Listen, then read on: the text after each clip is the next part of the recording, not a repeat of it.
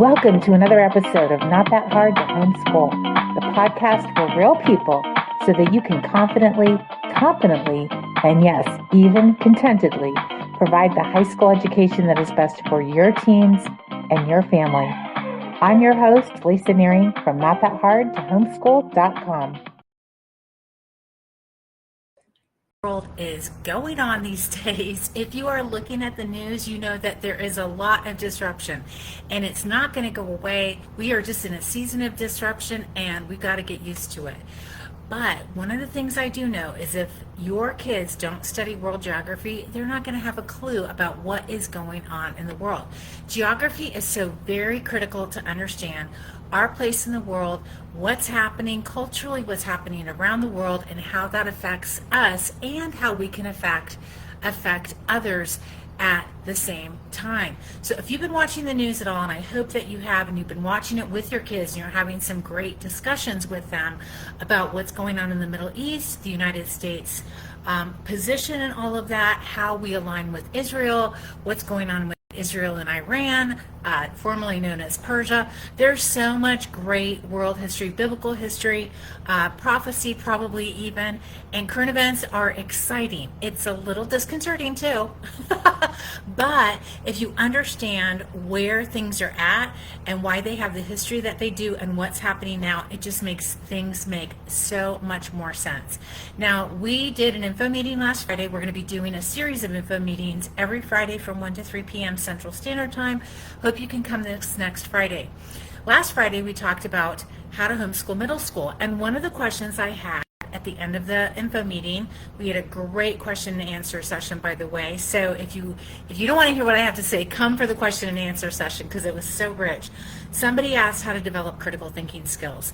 And it's such an important question because right now critical thinking skills are kind of in crisis. If you're watching any of the information about what's going on with cell phones and GPT chat and how our developing youth are interacting with those kind of devices and how it's changing their brain function, it's a reason to be concerned. But listen, a way to build critical thinking is by engaging with current events, because you can have great discussions with your kids about what's happening, why it's happening, help them develop a sense of discernment versus just listening to any propaganda outlet, and that's both conservative and liberal. I hear a lot of adults tell me that they've researched deeply into something, and really what they mean by that is that they're in a silo and they're doing a deep dive into people who agree with them. That is in fact not research, and we can't be discerning if we're not able to do really effective research. So studying geography, culture, and current events is a great way to build discernment with our kids and to have those great discussions with them, who they are in the world, why they're here. It teaches kids to ask good questions and helps them see connections between history, politics, and people. Now, the other reason I think it's so very, very important to learn and study geography is because it's preparing our kids for the future of work and global citizenship. We live in a globally connected world. Look at the news from yesterday and all day today. We're talking about Middle Eastern concerns, we're talking about Europe, and we're talking about North America, all globally connected. We're never not going to be globally connected at this point. And our kids are going to live and work in a global gig economy. They are going to be global citizens of one flavor or another, and helping them understand diverse cultures and global trends is literally essential. It's not a nice idea. It is essential for them to be vocationally aware and astute as they develop relationships and as they become responsible citizens. And I mean United States citizens or wherever else you are in the world, as well as global citizens. Now, we are in a connected world. We can hop on WhatsApp or Zoom and talk to anybody from anywhere in the world who has internet pretty much any time of day or night.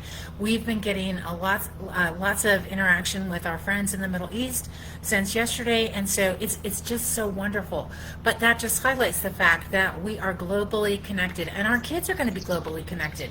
They are going to work and live in the global gig economy, and so we have to help them understand that people are coming from different points of view, different worldviews, different cultures, different languages.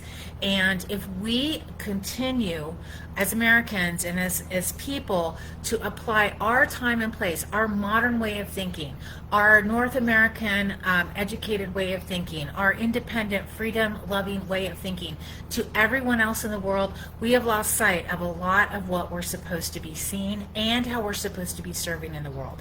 So I just want to really encourage you guys, make sure you have world geography in your kids' curriculum. We really loved Memoria Press for the early years, elementary and middle school, and then we started memorizing the map by heart. We did art, mapping the world with art, and a couple of other curriculums. And then in high school, world geography at True North Academy is phenomenal. Julia Jinks is taking over that class this year. And in the world geography class, they actually do a deep dive into Google Maps, which is a life skill at this point, and they do virtual field trips around the world. So this is a great place to start if you're not even sure where to start with world geography. For one, go get some maps. Go buy maps, physical maps you can unfold, or you have an atlas, and just really study them with your kids. When you're doing history, find out where the place is and look at it compared to where you live. Do the compare and contrast. If you're not sure how to do some of these kind of conversations or compare and contrast, go grab our ebook at True North Academy called The 5 Common Topics Not So Common Anymore. You can teach anything from anywhere with just 5 common topics: definition, authority, circumstance, compare and contrast, and one more, relationship.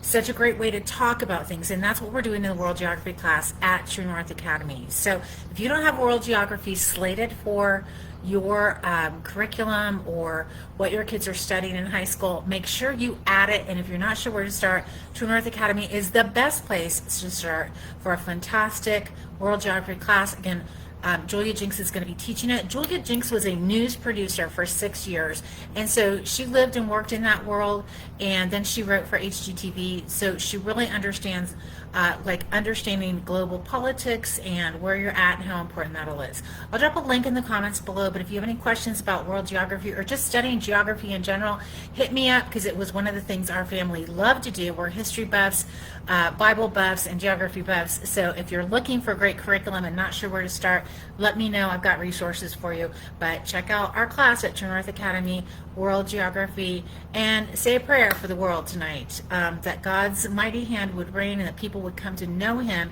regardless of where they're at in their world, and that we're not so much concerned with safety as with people having a living relationship with the Lord God Almighty. Hope you guys are having a great night. I will talk to you all soon.